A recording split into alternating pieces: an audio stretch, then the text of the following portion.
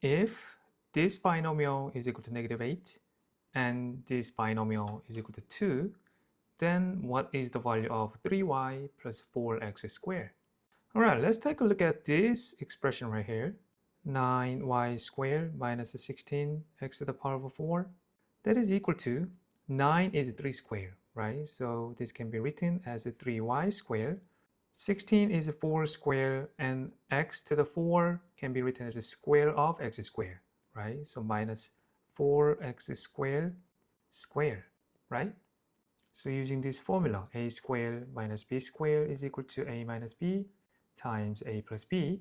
This is equal to 3y minus 4x squared times 3y plus 4x squared. Here we have 3y minus 4x squared, but here we have 4x squared minus 3y, right?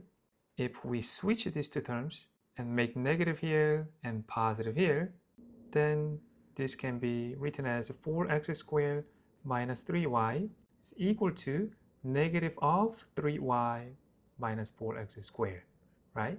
Since this binomial is 2, this is equal to, right? So 2 is equal to negative of 3y minus 4x squared.